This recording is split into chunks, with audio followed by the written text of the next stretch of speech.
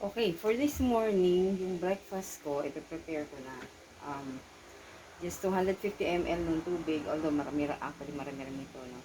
Para mag-prepare na F1. Um, 2 scoops nito.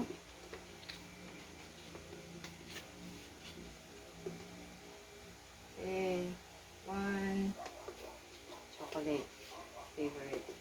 Pero madalas vanilla yung ano ko. Vanilla yung ginagamit ko kasi pwede kang mag-mix ng iba pang ano, flavor. Okay? So, yun yung una, F1. But, prior to taking breakfast, I had yung ano na, yung tea, no? Pero una doon, yung aloe. Ito, paborito ko, no? I just mix, aloe. Mango? Is that? Yeah, mango. Mango siya. Itong aloe kasi, I mix, a cup full, sa, let's say mga 500 ml of water, no? 500 ml of water. Um, this works as a cleanser, no? Para malinis yung internal systems natin, and pag nalinis na siya, syempre mas maganda, ma-absorb ng katawan natin yung mga nutrients ng kinakain natin. So, maganda yan. First thing in the morning, you drink something to clean, no? Yung unang-una, linis muna. And then, I am having a tea. Either you can take this hot or iced, no? Pero pag morning, masarap kung mainit-init. Kaya, um,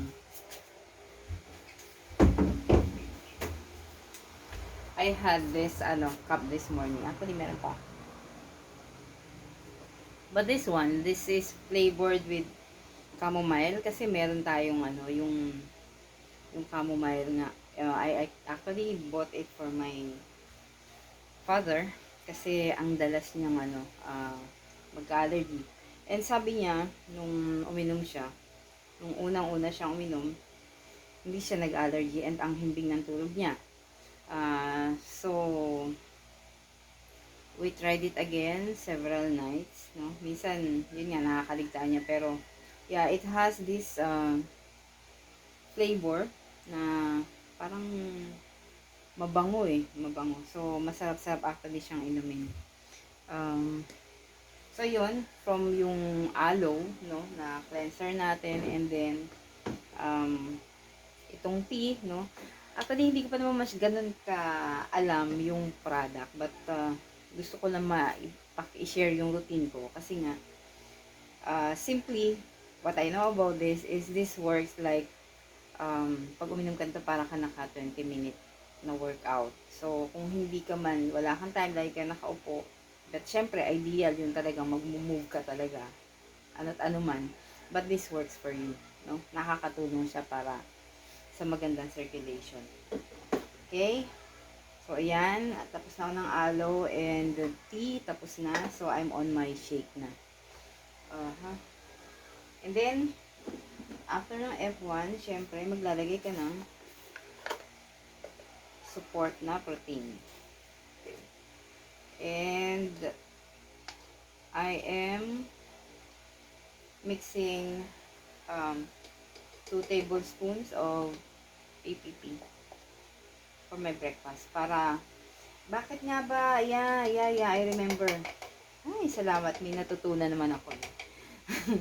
May natutunan actually, napakarami. But I would really want to go back and review them. Kasi nga, sobrang, pag marami akong ginagawa, hindi ko masyado na-absorb yung mga tinuturo ni coach. But alam ko na napakasimple niyang article na basahin. Na taon lang talaga na medyo loaded. So,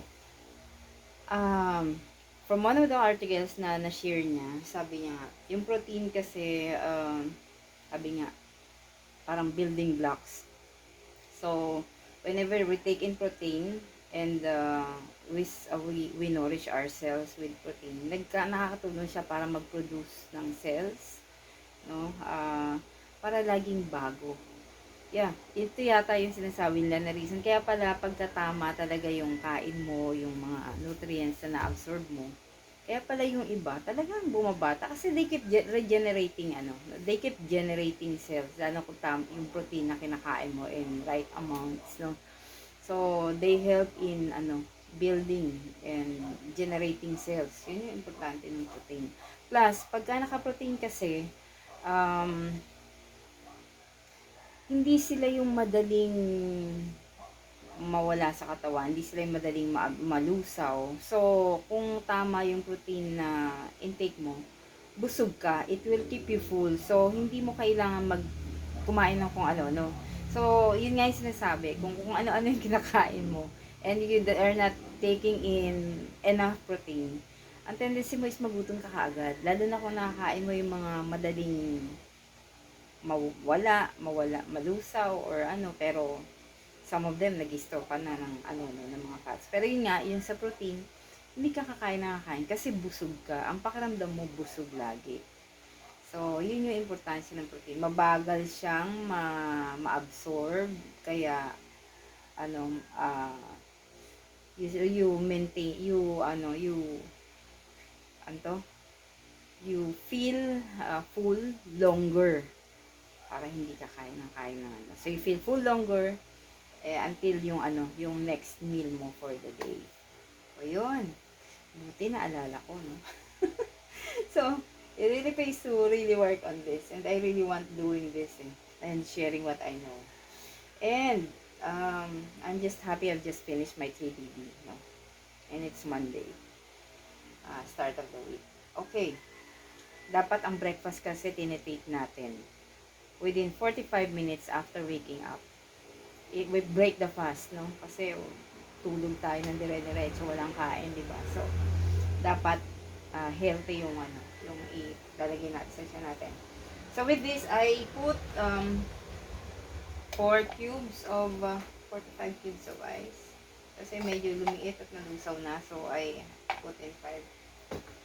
And then, what else do I need? I supposed to add yung oats. Where's my oats? Okay.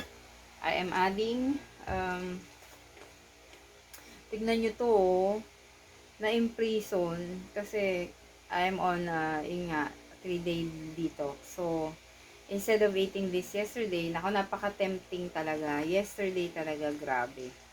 So, instead of eating this, I just kept it, and it's a good thing that Joy kept it with the oats, no? So, if it's going to be a treat day for treat meal, no? Part of my treat meal, then it will be later. So, tatagal pa naman siya. But for my breakfast, I would mix this shake with 2 tablespoons of oats, no? Yan, bakit naman may oats pa? So, this works as a fiber. May protein content, but I'll check on that. Diba? Hindi naman ako ganun knowledgeable. But, parang this will work as a fiber para din pangwalis ba, panglinis din ng mga unwanted na mga na-absorb natin sa katawan natin. Okay? Para madali nating ma-download yung mga dapat hindi na kailangan ng mga katawan natin. Yun yung niya. Naku, coach, I hope I'm really doing a lot of this. But syempre, andiyan naman si Google, no? You can always search kung ano yung tama. But ang sa akin lang is nasisimulan ko to na mag-impart ng knowledge, no? Para magising ang inyong mga kailangan ang inyong isip regarding wellness. It will start, no? So,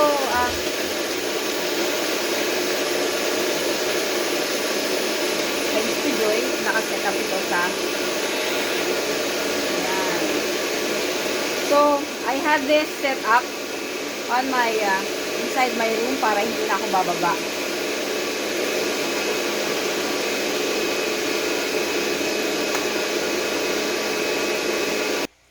Okay, so it's done. Ready to drink, no? Thanks to Joy, no? For helping me set this up, no? Yung aking mga kailangan, no? Kasi I set it up inside my bedroom. Kasi nga para first thing in the morning, hindi ako nagagagalaw dun sa baba. Kasi tulog pa sila dahil maaga akong nagigising. And then, since every 3 hours yung kain ko or yung mga meals ko, lalo na kung madali ako makakain, lalo kung medyo late night yung trabaho, nandito lang sa kitchen. And kasi I'm trying to minimize yung pagbaba and pag-akit kasi nga dahil medyo tight ang skid, napapadaldal kasi ako pag bumababa at napapa-Netflix ako pagka bumaba ako. So it's part of, helping me discipline myself. No, this is working, and I hope it will work for a long time. This is working for me thanks to Joy. So this will be my cellular nourishment corner of my bedroom. Siguro later on may iba-iba pa yung setup nito, but for now this is okay. I'll have my breakfast na, and I hope sa susunod sabay-sabay tayo mag-shake. Okay, thank you very much, magandang araw.